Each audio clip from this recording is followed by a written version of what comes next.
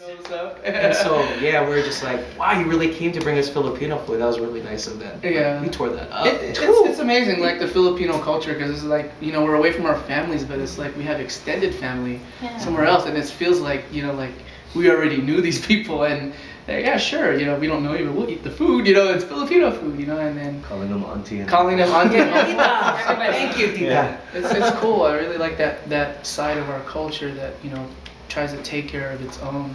And I think that was really apparent as we have traveled and been away from our own families. There were other families that would take us in and take care of us and things like that. So. Since we're on that topic, I read on your Twitter that you said the line between friends and family.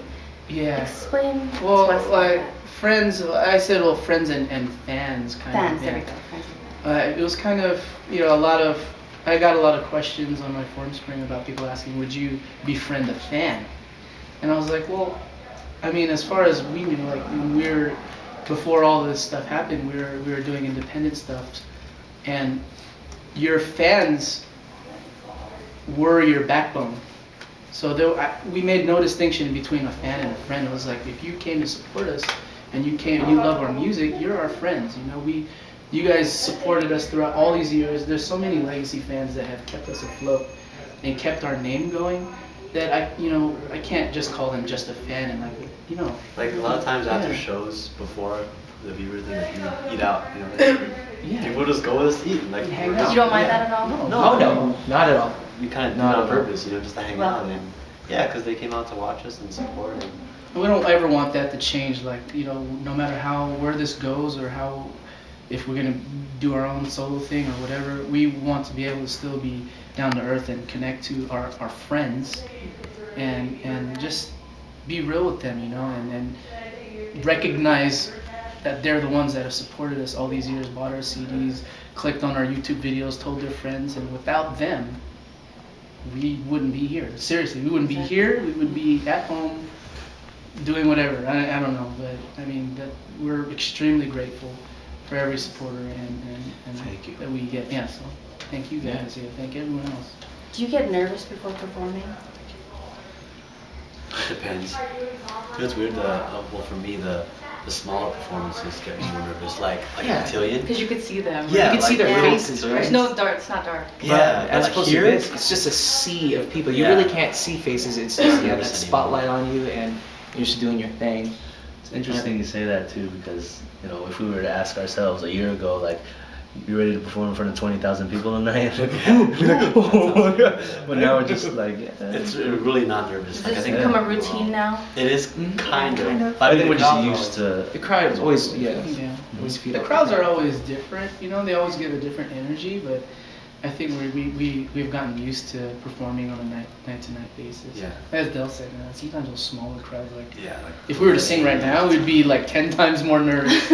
Yeah, like singing out there in front of like 18,000 people. Like, right. That's real. So. Do you guys have any rituals before going on stage? Yeah. Mm-hmm. What are your rituals?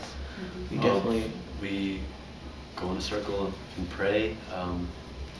Well, the cool thing about this whole tour also is that as all the cast members, the band, and Justin Bieber himself, he comes in a circle before every show, and we say a prayer together. And then we go off. We go off on our own, and we huddle up, and we do our prayers. We've always been doing our own prayer, even before the Bieber stuff, before we perform. Yeah.